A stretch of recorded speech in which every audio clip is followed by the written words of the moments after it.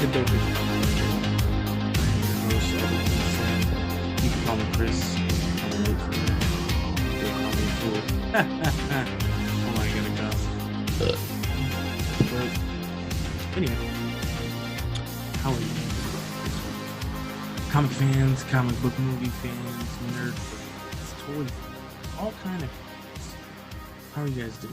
Now, this is the Heroes and Villains comic book. I was going to say that. This is the Heroes and Villains podcast, where we dive into all things nerd on a weekly basis, giving you pull lists, news, interviews, specialty items. We show toys, we show different things, maybe games. We'll get into more of that later on in the year. You'll understand what I mean. On this episode, it's a giant size. We'll do something like right here, giant size.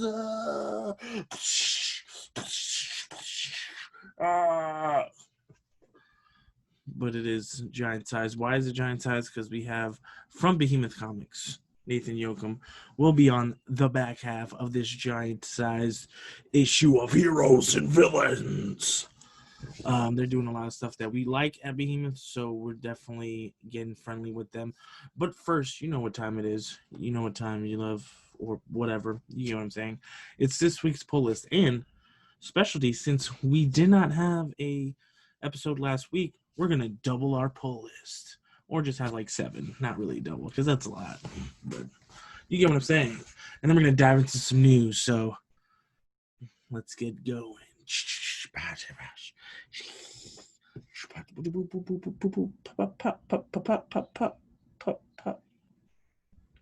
Anyway, I didn't have time to do a run through and remember everything, so I'm reading off exactly what we have here. So stay tuned for the pull list. The first one this week is Batman 97. Why?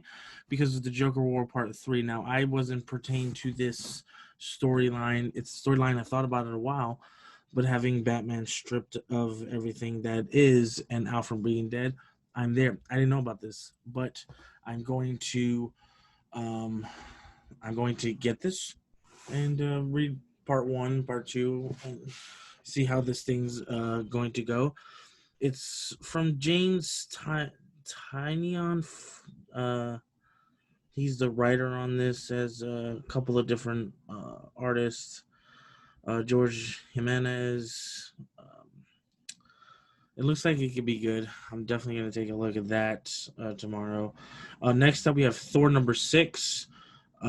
This reads out the death of King Thor. If you're following the storyline, it's very hot right now. White hot. Just like we say in the wrestling biz. Number 3 is Wonder Woman Dead Earth 4. I've been following this book as well. It's really good. I really do enjoy it. I suggest you go out and get the last 3 that came out. Next one is Transformers versus Terminator 3. I've been digging this. It takes the 80s and wraps it up. I mean, if you're not listening to Synthwave while you're reading this book, you're doing yourself it's a tragedy. It's a tragedy. Number 4, we're going to have Rick and Morty Go to Hell. Number 3, Rick and Morty fans, it's what you want. It's what you like. And wrapping out, we have 2 more, so we have 6. Not 7, but 6. Transformers 84 Synchronized 2. It's the show in a comic book, and it's very adult-like. So there's that. And the last one, all right. Yeah, right. Did I say all? 1, 2, 3, 4, 5, 6. Did I? Yeah, I did. All right. Yeah, there we go. And that is your pull list for this week. If you have any suggestions, remember, the last week of the month, we always do the indie stuff. The first 3 months, we do the popular stuff. So that way you get an eye for everything comic books. Go support your local comic books. They need your help more than ever. Buy a couple of books, man. Even get them to save you some books every month. Really helps them out. So get to reading. Plus, what else are you going to do? You're not going to do anything else. Come on, man. Get real. Now we're going to move over to news. Oh, I totally forgot. After news, we're going to talk about Project Power and Umbrella Academy. Episodes 3 and 4. Just gonna dive into those a little bit, but I totally didn't say that off the rip. But you know how it is, man. You know how it is. Okay, so our first thing in first little piece of news is that Jim Lee confirms DC Comics will remain in the business of publishing comic books moving forward. Now, there was speculation that AT&T is looking to get out of the comic business, but publisher Jim Lee has now debunked those claims while also sharing a big announcement about the Cape Crusaders' future. What he said was, I don't think they want to stop us from publishing comics. Comics serve as a lot of different purposes, and one of them is it's a great way to incubate ideas and create the next great franchises. We want to continue that. Why would you want to stop that? Why would you want to stop creating great content that could be used across the greater enterprise? Now, in other parts, there's nothing further from the truth than that. I don't know where you would even connect those dots. Why would we ever do that? And that was for Marvel Comics to, just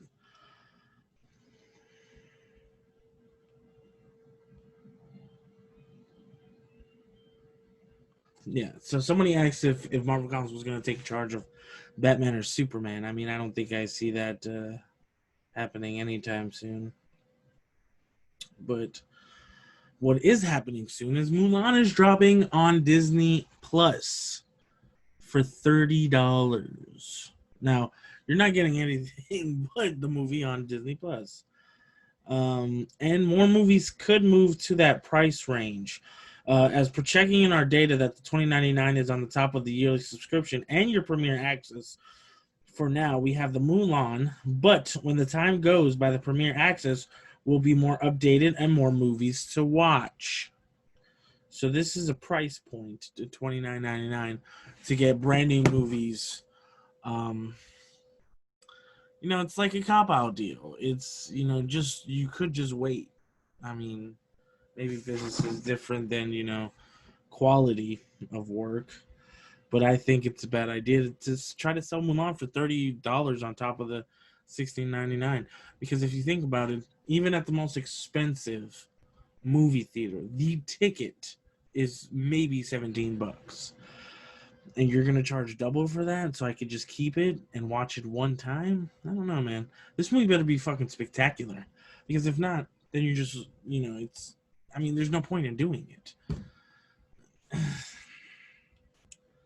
I mean, it's neither here or there, I guess. Now, there's a rumor going around, speaking about Disney, that Adam Driver's Ben Solo / Kylo Ren could return in an upcoming Star Wars movie or TV show.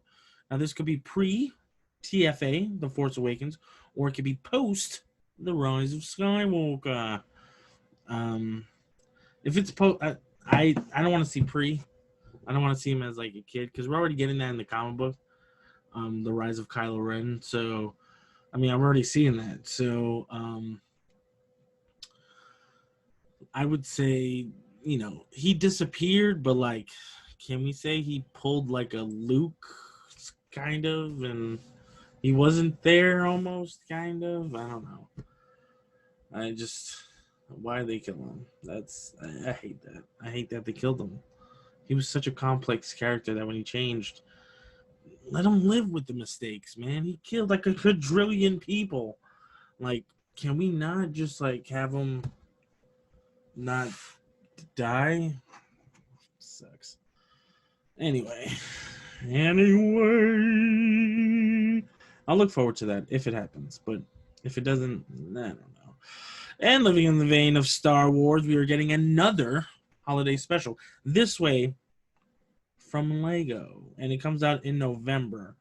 A new Star Wars holiday special is being produced for Disney Plus, but this one will feature Lego versions of the character as Rey and BB-8 go on a journey through the franchise's history. Ooh, that sounds great.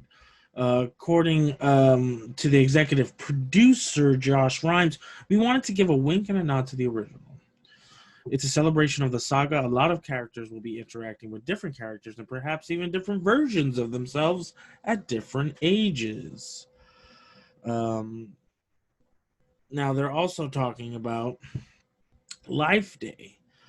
Life Day was an easy sell with Lego in Star Wars because it gives you the license to be a little bit more playful and comedic. And there's some stills there, and it looks cool. Hey, you know what? I'll watch it. It'll probably be good, man. Nothing, Lego's a little cheesy, but it's not that bad. I don't really, I don't hate it too much. And last but not least, Iron Man writer Christopher Cantwell shares his blueprint for Tony Stark's heroic new comic book era. Now, Iron Man gets a new writer and a new #1 next month. And writer Christopher Cantwell has shared a plans for the Armored Avenger in a revealed new video interview, promising a heroic new era for the hero. Just to briefly paraphrase here, he says, he's a man who thinks he's a god and a god who wants to be a man. That to me boils down the conflict of the character. Tony's ego has always been a major problem for him in his life. The book really starts with Tony taking a look at himself. Who am I really? Who is Iron Man? I want to be a hero again, but what does that mean? So it sounds like something going to be very conflictive when the new Iron Man #1 hits stores on September 16th. Definitely going to be looking forward to that. I mean, since there's been no Iron Man, so it's going to be great. It's going to be. I'm looking forward to this. Possibly a new suit. It looks like they have somewhat of a suit there. Looks like a cross between Extremis and his new suit from before Invincible. But that's great. That's great, man. I'm excited. I'm gonna read that story arc. Anyway, is he related to Colin Cantwell, the creator of the X-Wing and Millennium Falcon? If you guys know that answer, let me know in the comments below. Or if you're listening to this on Podbean or anywhere you can find a podcast, let me know as well. All right, guys. Next up, Project Power. I got the power, Pokemon. No, I don't even think that's the same thing. I don't know what the hell I just said. This is what happens when I'm doing this by myself. All right, so directed by Henry Joost and Ariel Schumann. It's produced by Eric Newman, written by Mattson Tomlin, starring Jamie Foxx, Joseph Gordon-Levitt, Dominique Fishback, Rodrigo Santoro, Colson Baker, aka Machine Gun Kelly, and a bunch of other people. Even Courtney B. Vance is in here as the typical, police chief kind of deal. The budget was $85 million. Okay, so this was released, and the premise is there's a new drug on the market, and it's a pill. You twist the pill, you have powers, and it only lasts for 5 minutes. And some people get powers, some people blow up. I like the premise of it. The movie, though, it was lackluster. It was a little let down. I mean, it was like almost underwhelming in some parts. Because you have like Jamie Foxx and his storyline meets with Joseph Gordon-Levitt. And Joseph Gordon-Levitt's, this beat cop that's just trying to see what's happening.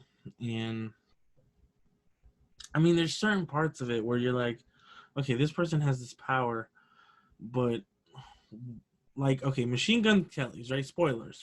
Just a quick spoiler. Machine Gun Kelly's character can flame on, right? Like the Human Torch.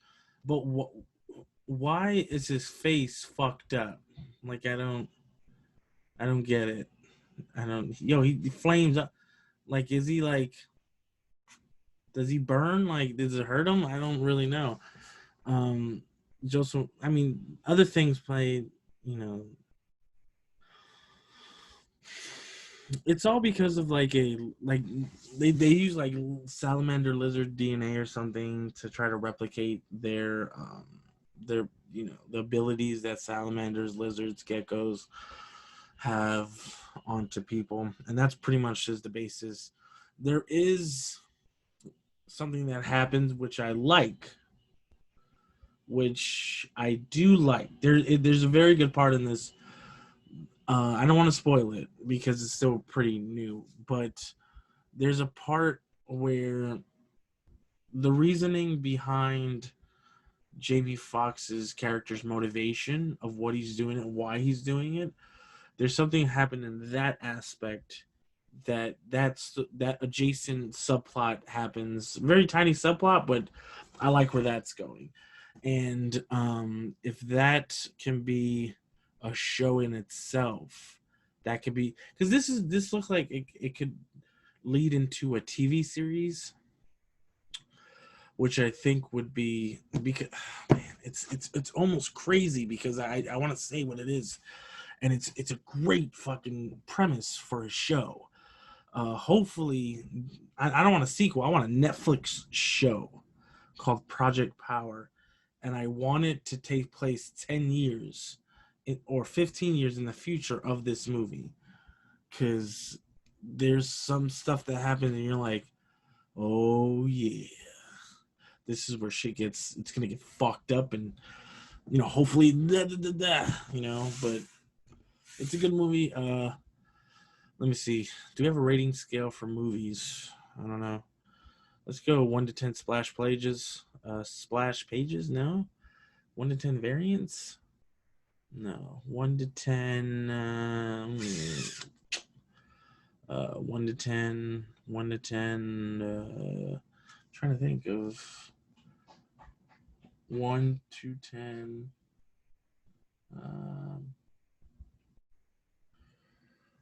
ink blots, think bubbles, speech bubbles. I don't know, but 1 out of 10. Let's just say 1 out of 10. I give it a 6. Like I said, if they make a TV show, man, that'll be crazy good. I think it'll be so good because you could do different things, and everybody's genetically different. So, what's to say you took a pill and it goes beyond the 5 minutes? What if it goes under the 5 minutes? What if the ability never stops? Or what if, it's so much shit you could do. It's a great premise. The movie just lackluster, but hopefully it's a good premise. All right, let's go into here. I'm going to do Umbrella Academy. Just let me just get it. I had it right here. Hold on. All right, there we go. So we have number 3, which is called The Swedish Job. Okay, now, as the sit-in approaches, Allison reconnects with Claus, and the Swedish House Mafia, as Shunette put it, that still makes me laugh. Chase Vanya into the cornfield, and Luther makes a distressing discovery. Now, I'll just go through it because, like I said, you guys know I already seen this, so I just need to. So this shows Klaus when he comes to 1962, becomes or 1961, he becomes a guru, and he's gaining followers and stuff. And by 1963, he has a lot of people following him, almost like godlike, and he just wants to get out. We meet up with Diego and his lover with Five. Five doesn't trust her. The Swedish House Mafia is still there. They're trying to get Vanya, but Vanya destroys them. Not really destroys them. She just, they lose her, or she doesn't really know she has powers yet. So, and then back to them. Oh, this is when, okay, so she does explode, but then Five finds her, tells her stuff. They become a little team, which I like that dynamic. Vanya and Five. He doesn't treat her like shit. He's just like, okay, yes, I understand that you fucked up, whatever. We need to, I don't even care about that anymore. We need to figure out the apocalypse again, and it's not you. So then, basically, Luther kind of befriends his this old guy. who's basically the dude who shoots Lee Harvey Oswald. Um, he befriends him, tells him, he's looking for someone. Um, Allison and Claus, they get back together. They meet up. They're like, oh man, they can't believe it's you, blah blah blah. They're trying to do the sit-in, but Allison's husband's not there, and Allison's like, I don't give a fuck. We're gonna do this, and we're gonna do it right. We're still gonna do this. Vanya's got told about everything that happened. Still with the kid, and Vanya's like lover. They're like, blah blah blah. That part of the storyline, I was like, okay, whatever. What? Luther meets Allison's husband and it goes really weird. But he also meets Klaus, which is like he gets him out of jail, and that's cool. And they still do the sit-in, but also Klaus goes, which is weird because how is this all happening in Dallas? Klaus's lover from the war is in Dallas selling paint before he even signs up. How did that even happen? Did Klaus make that happen? I don't know, man. And he tries to, get him to don't go, and Ben's there, and he's like, don't do this, bro. This is not the way you should be messing with, life or whatever. And then the riot goes on because of the sit-in.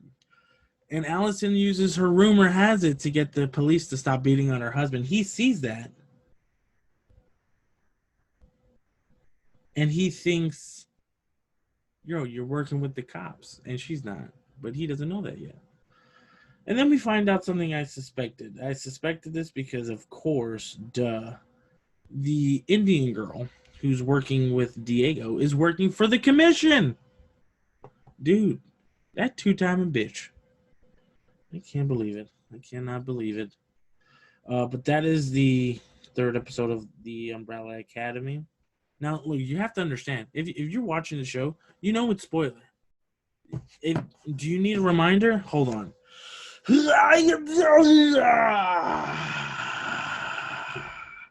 There you go. Look, I got powers too. That's a spoiler. Okay, so you now know. Everything gets spoiled on this show. Can you Alright, cool. Anyway, back to episode 4. That's called Breaking the Fourth Wall, kids. Alright. Can I get a high five? Hello? Kind of left. That's cool. Anyway, so the next episode is called Majestic 12. And bada boom, bada bing, bada boom, bada bing. So it starts in 1962. This is the Pogo episode. You find out he becomes an astronaut. You find out he gets burned, and then you find out that he gets injected with something. You also find out that I didn't really get this until I don't think anyone did. The mother is based off a real woman, and she's alive in 1961 or wherever this takes place. When Pogo gets alive again, and they go to seek him.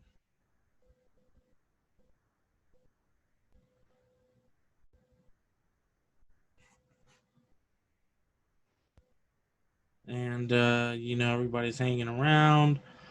Vanya and that lady, they're getting little meow meow meow. Diego still doesn't know about the lady, but they go to a secret society meeting, and 5 goes to. Let me see. Because they save Pogo. Pogo should never die. That sucks.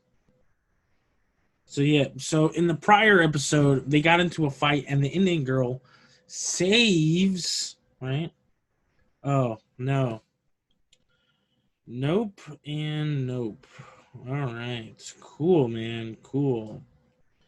So This episode is called The Majestic 12. Wow.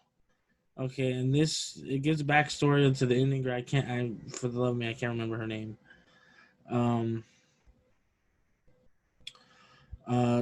and Luther, they talk to each other. The guy who kills Leonhardt Oswald throws him out because he threw the fight. The last episode, Vanya leaves. Five is like, okay, just remember where you have to be when the time comes. Still, Claus tries to help this kid not go to the military, but it's not helping. Allison gets thrown out from the civil rights movement because he thinks he's working with the police people, and she meets Luther. They have a moment. I mean, they could have been together. It's kind of sad almost in a way. And then Diego, number 5, and this Indian chick, the commission chick, goes to this hideout where it is for Reginald Hargraves and the Majestic 12. Now they go on leading, trying to chat with all of them. In the meantime, the little boy who's with Vanya and her girlfriend goes missing. He's drowning. Vanya finds out about her powers again, lifts up all the water, gets him out, but also transfers something into him. We don't know what this is. We never find out what this is ever. I'll tell you off the bit. You do not get a answer to that at all. Which is all right. I mean, it's okay. Shit happens. Basically, you just get bits of pieces. 5. So, like I said, this is the part that adds up. That 5 screen.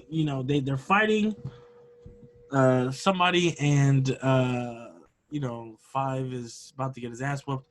The Indian girl goes to him because someone told her protect 5 at all costs, which was the commission. Diego sees that and asks for help and sees that she doesn't help him. And she's like, yo, what the fuck is that? You crazy fucking bitch. And that's what happens. And right when they're done fighting, they go outside and they see Hargraves. They make eye contact. And then 5's like, and he says something that's very personal to him. Hargraves sees that and knows that these people mean something, but he doesn't know what yet. So that's episode 4. Bada boom! What do you think of the Umbrella Club, the Umbrella Academy so far? It's really good. I like it. I like where it ends as well, but I like the intermediate stories building up to the finale.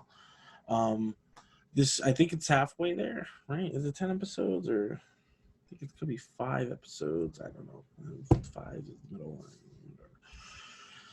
Anyway, look, I know what you're here for. This interview we're about to do. Check it out, man. Do not leave. Do not turn this off. It's a great interview. We talk a bunch of stuff. Remember, they have license deal with Netflix. They have upcoming stuff. I can't tell you. I was told in confidence. I know things. Do I? Maybe I'm lying. I don't know.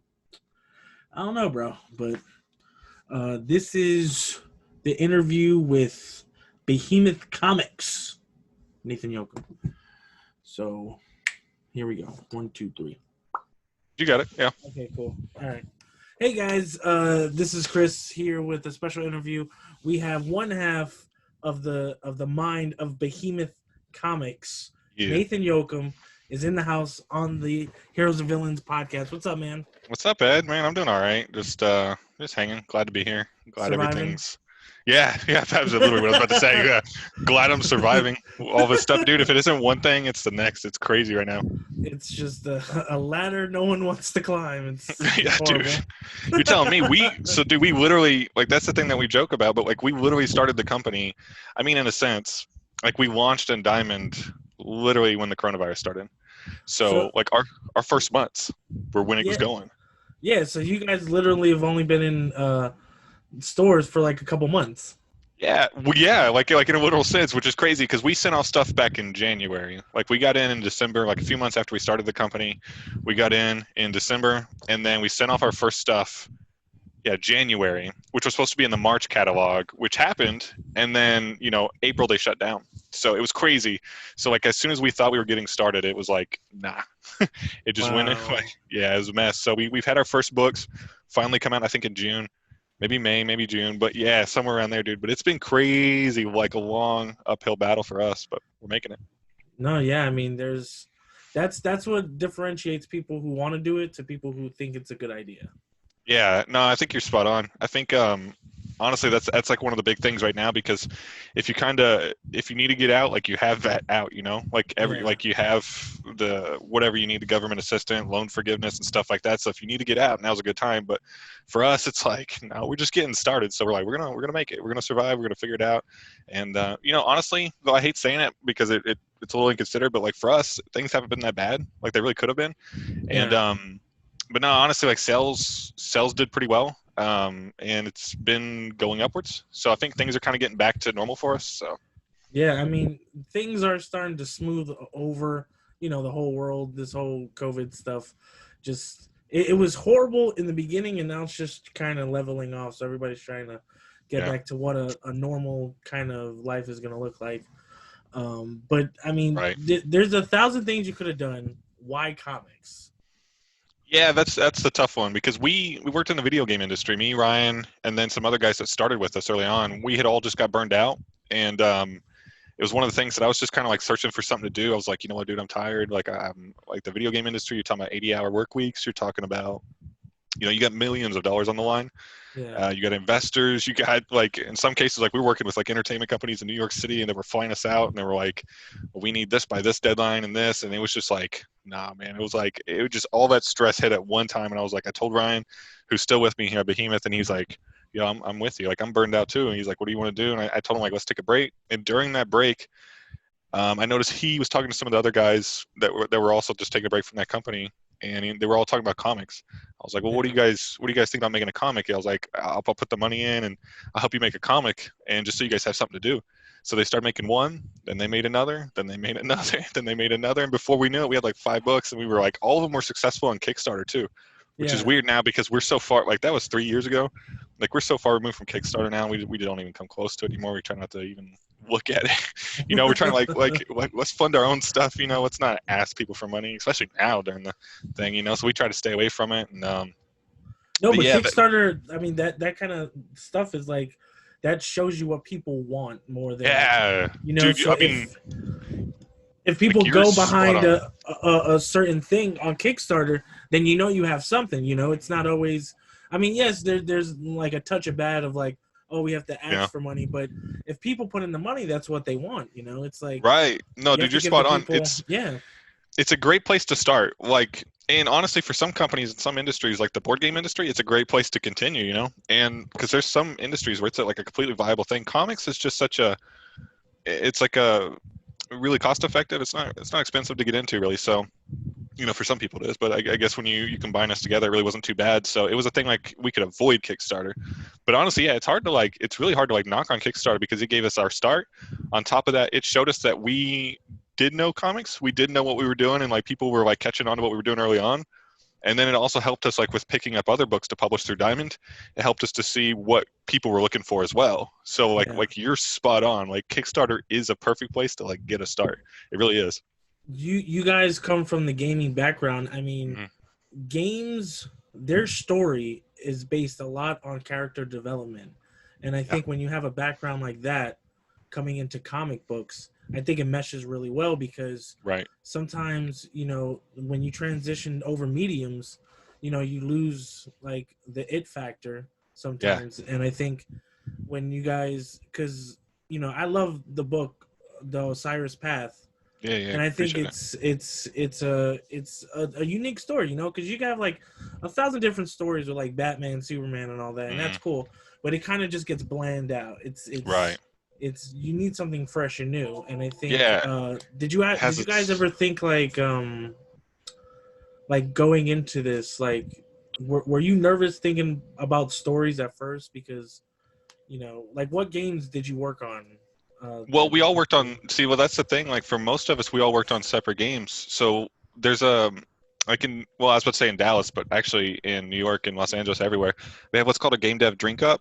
which is where like all the game developers from the area get together to drink and like forget for one night that you work like 80-hour weeks and like miserable existence, and you all just talk to each other from different developers. So that's how we met. Like we all worked at different studios in the area. Oh, So okay. some of us worked at Gearbox, worked on the Borderlands franchise, Okay.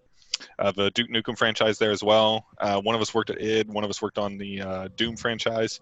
So Oh, we all okay. just kind of Awesome. came from, yeah, we came from all over, and only a few of those people are actually here with us now, but um, yeah, but that's how we got our start. But no, like speaking on what you were talking about, like writing the stories, I think that's what's cool with comics, and that's what kind of intrigued me, because I really wasn't into comics, to be honest with you. But as soon as I started like looking into them, because they kept talking about them, I was like, there's no limits. And video games, you're bound towards your money, and investors, since they put their money in, they're like, well, VR sells or something. You're like, VR, now, so Yeah. now we're limited to making like so then you get really tied down to doing what they want. This gave us no limits. Like we could create whatever we wanted. So I think coming from an industry where it's so you're bound to making what the big man says, this gave Yeah. us the opportunity to make whatever.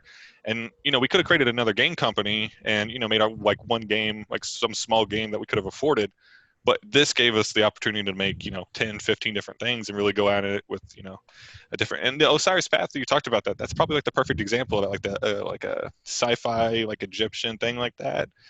Like I don't think you can convince like video game investors to go for that. That's crazy. That's like a big idea, massive, but a comic book you can do it. It's funny that you said like investors, because even you come up with a concept for a game, and you come up with an idea, and you come up with levels and the story, but then you always have to answer to someone else, and then you Yeah. kind of lose sight of what that beginning idea was. But with Yep. comic books, start to finish, you could just complete it You got the as you control. want. Yeah. That's when I started reading the Osiris Path, I kind of thought with the Egyptian stuff, I kind of thought like the right stuff meets like the Fifth Element, but only in the beginning of the Yeah. Fifth Element. Yeah. Yeah. Yeah. No, I get you. Because so that's what intrigued me. Because anything space, I'm there. Because I'm a huge Star Wars fan, and it's, Yeah. Yeah. and Egyptian, that's basic, history. So anything like that Yeah. It's a is, unique mix, and then mix a yeah, conspiracy in there like that. It's yeah, that's the cool thing. Like you mix a bunch of different things, and that's just one title. And like we have, I think in 2020, despite COVID coming at us hard, I think we're still doing a total of like it's like 26 or 27 titles, and then yeah.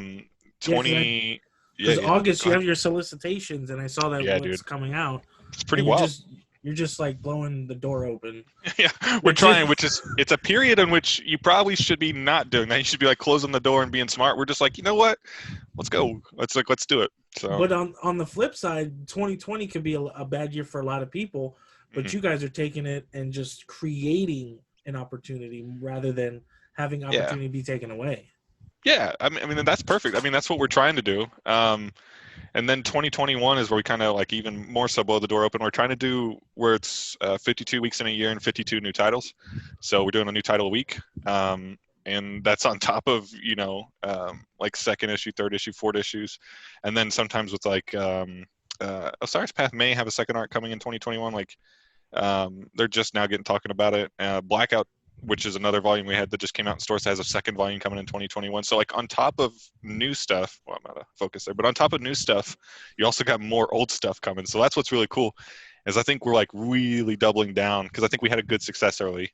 So Yeah, that's what you need, man. I right. mean, any new business, just you need something to pop and then just keep rolling. Yeah, pretty much. I think that's the good thing with us is we had the initial stuff we talked about and that came out, but then you have the license. Some of the license books coming out, like Hotline Miami is based off of a video game, and then you have like A Girl Walks Home Alone at Night, which is kind of Yeah. it's like a cult horror film, which did pretty well. It's like a 96% fresh on Rotten Tomatoes for whatever Rotten Tomatoes is worth. I don't know these days, but yeah, it's a pretty good movie, and well, it's a great movie, but so it's like we're starting with those, but then the next licenses that are coming. But I'm pretty sure I'd be killed like if I even tried talking about them. But like the next licenses that are coming are even bigger. So I feel like we really have that just upward climb that's coming. It's a lot of exciting stuff too. Another one I wanted to talk about was Necromorphous. Yeah, yeah, yeah. Uh, Give us a little like a story behind that. Don't give anything away. Just like for anyone who doesn't. Yeah, that one. So that one actually came out weirdly. It was like 3 or 4 years ago. It came out in Brazil with a guy named Gabriel Reyes. We talked to him about doing Necromorphos, and then he has another title he's going to be bringing to us, and then he has a third title now that he's doing in graphic novel form that's going to be announced here soon. I think it's coming out in February. And but Necromorphos is one that it got optioned for a film recently. So that's the good news there, and they're shopping it around right now because it's peak pitch season right now. So hopefully we'll get a good film deal. I had Maybe to you'll ask see. because my co-host Shanette, she liked that comment from you Yeah, guys. well, that So one's a little weird because it's black and white, which can be hit or miss with the American market. But we feel pretty good about it because the artist on it, Abel, he's the artist on Harley Quinn right now, and okay, yeah, he's an incredible artist. So like we've been seeing him work and finish on the series and the new stuff that he's doing for it. There's Tom Cruise shows up in it, like which I'm pretty sure we're gonna get sued for it. So we're just like whatever. And then Scientology shows up in it even like we're making fun of it like completely. Yeah, no, but and you can't knock off all black and white comic books. I mean, no, Walking Dead, Walking right? Dead, right? Yeah. Yeah, can't mess with it, and it always gives you the opportunity to come back and do a colored version later. So There that's you cool. go. Which Walking Dead, speaking of that, is here in like October, I think, Yeah. finally doing the colored run. So I'm super excited for that. But yeah, Necromorphos is a good one though. It's got a weird like flavor of like X-Men in there, even though it's not like superheroes. Because he has the idea that like anybody he wants to, he can take over. But Yeah. he's still stuck. Yeah. So dude, it's a cool one though. But that's one of many that we got coming out that we're really excited about. And like I said, it just keeps coming, like a lot more coming. Which is always good, man. It's always like I love comic books. I've grown up on comic books. I have Yeah. a show. I mean, I have a podcast about comic books, but Yeah. anything fresh, I eat it up because you could make a comic book about anything. Like I could Yeah. draw a microphone that comes alive and has an adventure in someone's room, right? Like Yeah. it's I mean, someone. and I would read that. Yeah, it's like the idea that you can just your imagination runs wild. That's why I fell in love with comic books in the first place. Yeah, there's no. Yeah, it's cool because it's a good mix between like the bigger industries like film and television, where it's bound to money and bound to the bigger guy that says like know this to know that, but it's also not as simplistic as books where it's not bound to just words. There's pictures there, so it's Exactly. that perfect medium that for some reason, in terms of revenue, is one of the lowest, but it's in my opinion, I'm with you on it now. It's the best. So I don't know. So, you guys do. How many books do you have licensed? Is it one or two? It's right. By Well, out. Yeah, we have. I think we have two out. There's one that we did a couple years ago. Like we didn't really attach our name to it too much, but it's a video game on Steam. We did one, so technically we have three. But coming up, I think. In fact, I have the board right there. I think it's 1, 2, 3, 4, 5, 6, 7, 8, 9, 10, 11. So coming up, we have 11 more licensed ones, and those are like Hotline Miami is one of the greatest indie video games of all time in terms yeah, of revenue even, and that's probably the smallest in terms of revenue because we have probably I think a top three publisher that you would say that we're partnering with right now to do some comics based off of their games. yeah, They're massive, and so that's coming. It's not exclusive though, so there's another company working with them as well. okay, But it's a lot more video games because that's where we kind of have our ties to. So it's a lot yeah, easier for me to walk in because you may have some other guy walking in from I don't want to name drop a company, but another company walking in and he knows comics, but he may not know video games. But he knows exactly. maybe it'll be profitable. But I know it'll be profitable, and I know video games, so we can easily just walk in there and say, hey, we played this. What do you think about this part of your story that was underdeveloped? Maybe we can develop a comic on it. Yeah, but They'll be even that guy doesn't know how to take a story from a video game and match it to a comic book. right. Yeah, that's It's another not. thing. It's not like saying like that's an easy thing because Right. now Which you're building experience to do that. Yeah, exactly. No, that's a good point, and that's another thing about it that I think I think a lot of gamers could get pretty aggravated probably with some licensed comic books if you can tell right up front if like they haven't played the game before. There's a few of those like where we've talked about we've taken over the license from a bigger company that's been working on it, and Yeah, we've taken over the license, and the one thing that they mentioned to us is like this company that had it before, you could tell they didn't even play the game, like they didn't even know, and so it's like comic book like no game movies.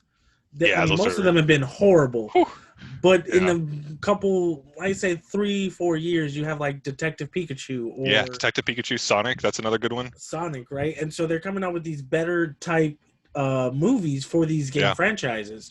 With the same with comic books, it hasn't been great, Yeah. But if you find the right type of people with the right mindset, sky's the limit.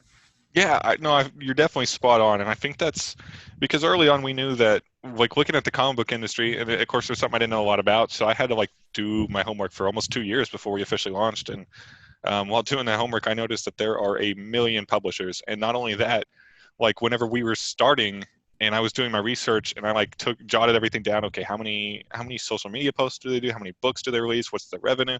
I started charting all that stuff down, and I came back like 2 years later, and I'm like, yeah, I probably need to update that list. And I was like, there's like 40 new publishers in 2 years. I'm like, what's happening? I'm like, there's no money in this industry. I was like, what are y'all doing? And It's so man, it's it's crazy, dude. like you said, it does. It's not that it doesn't break the bank that much to start No, one. no, To it start really doesn't. publishing your So you own. have to find, and I guess that was the thing, is you have to find your thing. And so like coming into it, I was telling Ryan, I was telling the other guys, I'm like, yo, we gotta find something. Whatever we do, it's got to be something that we're good at, and we just double down on it because we're not trying to like make a lot of money. That's not the whole thing. We're not an IP farm where we're trying to Yeah. like sell film and TV deals like left and right. It's more of just we're just trying to have fun and make sure the creators make their money. And so we focused on our few titles early on, but we had, like I said, we had success with it, that we were just, I guess, doing something right. So we found our little market, Yeah, I you think. found especially since you're saying the market for like TV and movies. You guys have stuff with Netflix. Yeah, we have one thing with Netflix. Yeah, we have one thing with Netflix, and I guess we have like one thing with IFC, but it's not like really IFC. But yeah, there's a few other film companies that we're doing as well. It's not just video games. So, and the Netflix one, that one's like weirdly getting delayed, like left and right. We're like, yeah, we've been saying like we're working with Netflix for like 8 months now. Like, let's get this book out, but they're like waiting because, well, I guess we haven't said what the book is, so that it has another movie coming. And so when it has another movie coming, Oh, it's supposed to kind of like line up to that. But because of COVID, the filming for the second movie has been delayed, and it's just slowly moving back. And we're like, yo, oh, comic, let's get this comic out. so But so honestly, you probably want to line it up with the second movie and the audience that's going to come in. I want to ask what it is, but I know you can't say I anything could yet. like put it in the chat or something, yeah. But That'll be yeah, fantastic. No. yeah. But yeah, it's literally just one thing with Netflix. We're trying to do more. Netflix is a great company, but they're so big that like their advances and stuff like that, you have to make sure you're doing like the right, like Stranger Things is a great one that Dark Horse is doing. It's a great example Yeah, where it like the hype around that has just lasted, and it just keeps going. But a lot of things on Netflix, the hype dies down real quick. Like I've seen things where it's like it's the number one movie and everybody's talking about it, and they're like, oh, it's the scariest movie ever, and I'm like, dude, we got to do this license. And then within a week, nobody's talking about it. I'm like, yo, thank God we didn't do that it's license. the So binging. It's the binging culture. It's yeah, you dude. binge 8 episodes, Yeah. not to be talked again for 12 months. Dude, it's crazy. And that's if it gets another thing. And like this case where we did a movie, we're like, it's got to get another movie because we started the book when the first movie came out, so we're like, oh, like we're gonna be missing all the hype and everything because it was one of the top movies on Netflix for a bit, for like a couple weeks, and that was it. Like I'm talking about, like where it just died down. But another one's coming, so But yeah, so That's that's why it was hard doing stuff on Netflix. yeah. It's crazy because I was talking with someone that it kind of sucks that movies are being put on Netflix only because they can't last. So if you put one Yeah, in the theater, people will talk about it for weeks, months, right. even. You put it on Netflix, they'll talk about it for a couple of days, and then Yeah, which kind of sucks dude. for the people making the movie. Right, they get their little spotlight, and that's it, and then it's done. It's on to the And next one then because Netflix is just cranking that stuff out. It's like because they're a we really factory. thought, yeah, they really are, and it's crazy. Well, now you got other ones popping up too.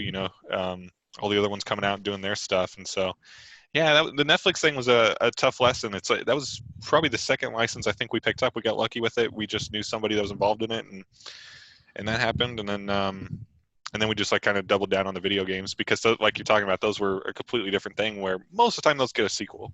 Whatever Yeah. video game it is, most of the time if it's a decent one, it's going to get a sequel. So because that's one of the fastest growing industries as well, so it's like Well, that's why yeah. we I doubled mean, down. it's funny that you kind of are sectioning yourselves off into video games because you have the big titles who do basically superheroes, Mhm. and then you do a couple of indies. They do dark stuff, but if you could corner a market of the comic book that really hasn't really been cornered, like Yeah. it's here or there, it's cherry picking, Yeah. and if you guys could do that, that's like huge in Well, that was the comics. thing. Like, I mean, you're spot on. Like, that's why we like really went at it, and we did it in the background. And we are like, okay, let's disappear, for like a year, and then we'll sign a deal with Diamond, and then we'll come out with all this stuff. And then we had to end up kind of like jumping that up a little bit. Thank God, Yeah, because like Corona would have made it obviously impossible. But because like I was talking about during that time, like we're like nobody's doing video games, and then like Dark Horse is like signing deals with Ubisoft and like all these companies left and right. We're just like, dude, what? Like that was our thing.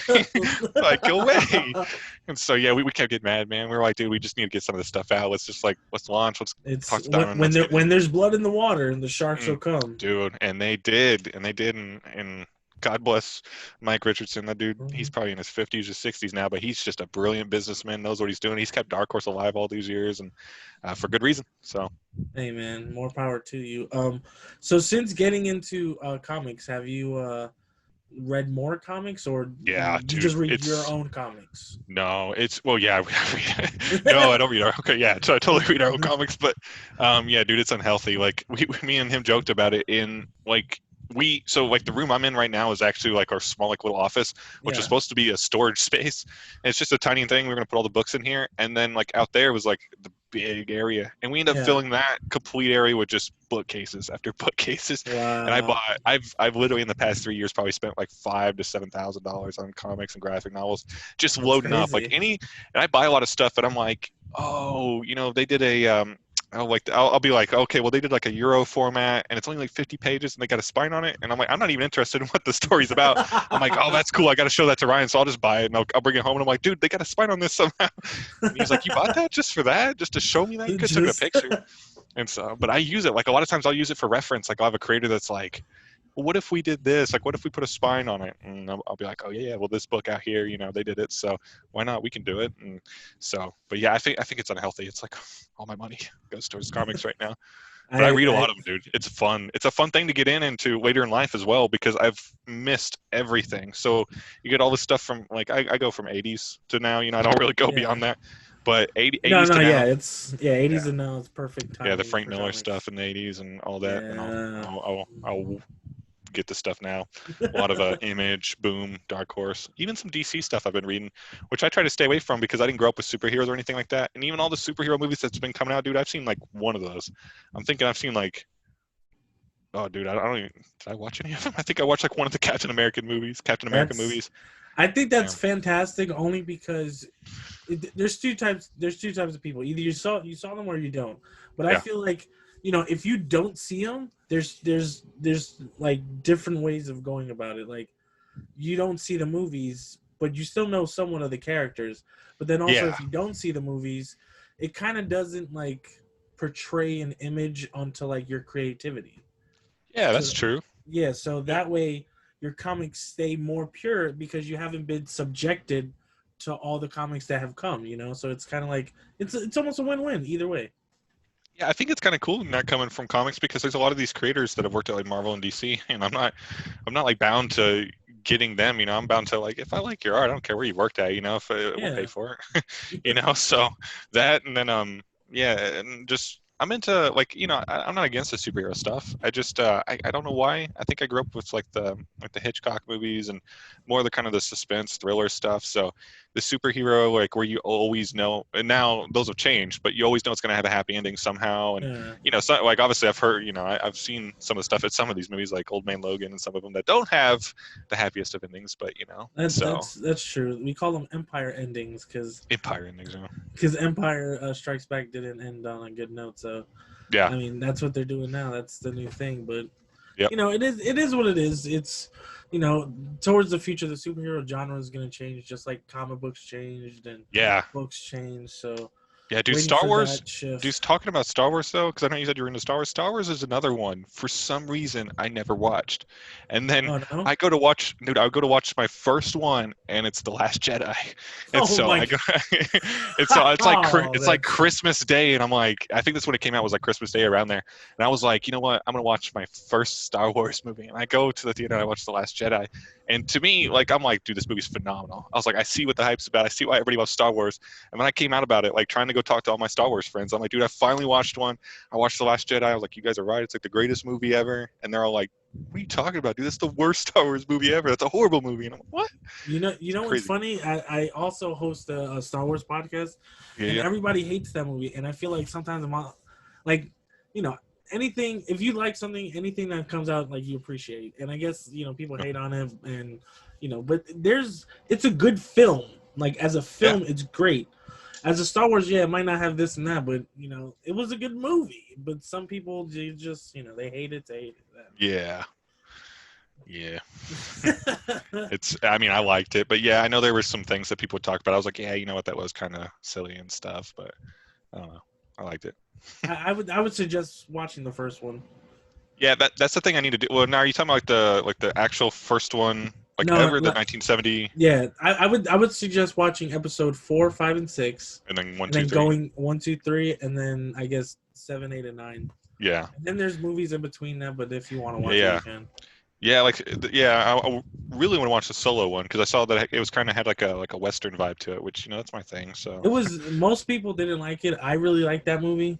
yeah, But it has really deep cuts of Star Wars, so I would suggest watching that after go, everything, gotcha. because then Okay, you'll get you'll be like, oh shit, that's that and that's that. right. That Things start way. to make sense. Yeah, Yeah. that was one of the things with like the Last Jedi. I was kind of like lost at parts. I'm like, I'm sure you guys know what this is. I don't, but it's cool. You're like, oh man, that's a cool ship. Look, he has a light blade. That's cool. Yeah, yeah, pretty much.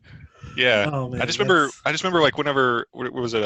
Is it Princess Leia? And then she did like the Force. Like like didn't she oh, like go back? Yeah, I was like, what? I was like, it's because like to me, I didn't know that was possible. So I don't know. That was it's weird. funny because she never showed any force powers, and then that happened, and people were just Yeah. like, "What? That makes no sense." I'm like, But man, that even was me, kind of like not cool. knowing. Like, how do you Yeah, not like that? yeah, it was kind of cool. But yeah, even me not knowing, I was like, what the heck was that? Yeah, Because they you just don't called her expect Mary. that was coming. Yeah, you don't. No one. Everybody thought that. Like the whole theater was just like, "Oh no, they fucking killed her," And Which you kind of assumed would happen because yeah, unfortunately she because passed she away. actually died. But then Uh, when she did the whole thing, I was like, "Oh, so they did that on purpose." Okay, that's cool. yeah, right. Yeah. Yeah. um. All right, so yeah, we'll cut it here, man. Yeah, I want to appreciate Nathan for coming on, talking Behemoth, talking for sure, comics, man. talking Star Wars. Love it. Talking Star Wars. Yeah, You guys can find him on Nathan. Is it pretty much M everywhere. Yocum Yeah, yeah, yeah. on That's so. It's, Instagram? yeah, on Instagram, Facebook. I'm probably there as well. All of our accounts are Behemoth Comics. Twitter, Facebook, Guys, Instagram. So if Behemoth is not in your comic book store, make sure you go and tell them to order everything from Behemoth, yeah, because the comics are good, every. guys. Trust me. Sweet. And we'll see you later, guys. Yeah, yeah. Appreciate it, man.